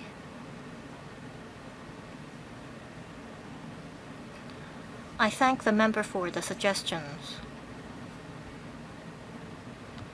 The 23 hectares of sites granted to the park company would provide the park company with great flexibility for them to plan how they should use the sites.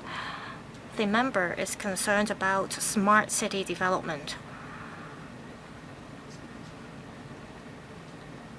The $8.8 billion will mainly be spent on construction. I agree, however, that we should earmark a certain amount of funds to build facilities in the park. We want the Northern Metropolis to be a future-oriented city. We want to make use of the sites to develop smart city. We will take this into consideration. Yes, we want the new park to be an eco-friendly park. We want there to be green transport systems, including low-altitude economy infrastructure. All these should be included in your plan. If you do not plan these facilities in the initial phase, you won't be able to materialize them later. So please take into consideration the needs of building smart city infrastructure. Permanent Secretary? Yes, we will discuss this with the board. Professor Priscilla Leung. Chairman, I speak in support of the funding proposal.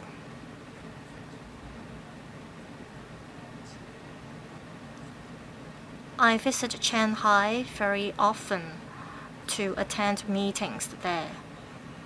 And during the meetings, there were discussions that the Hongshui-Q Industry Park should be completed as early as possible. So I support this project. Let me talk a little bit about my expectations. I think the park company will take this into account, but still I want to express my concerns. Infrastructure costs in Hong Kong are way higher than that in the mainland. So we'll have to wait until 2035 for the Hong Kong-Shenzhen Western Rail Link to be commissioned. Second, the Hongshui-Q Park is a natural hub that links up Hongshui-Q and Shanghai. With the Hong Kong-Shenzhen Western Rail Link, it will serve as an important dual-engine hub for the National 15 Five-Year Development Plan.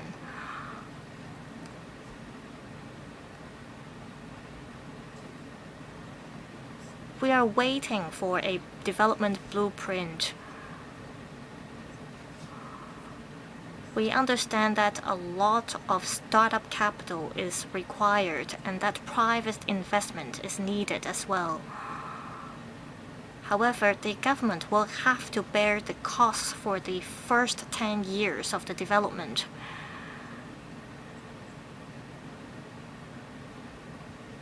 If the large-scale land disposal model is successful, that would attract enterprises to establish a foothold in Hongshui-Q or even in the university town. I'm not saying that we have to make a profit right away, but I want to know what your business model is. You have to make up your mind. We have a small government and a big market in Hong Kong.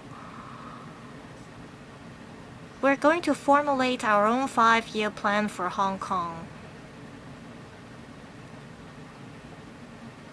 If there are any changes to the private market, the government has to show to the public that it is committed to completing and materializing the development blueprint.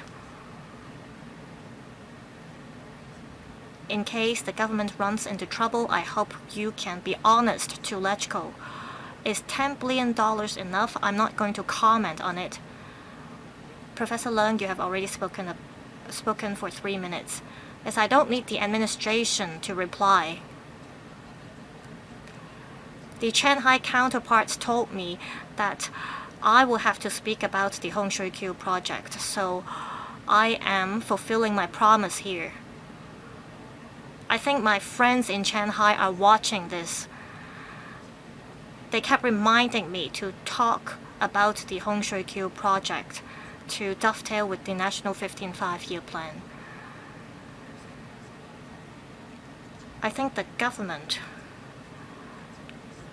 should have a contingency plan in case it runs into any trouble.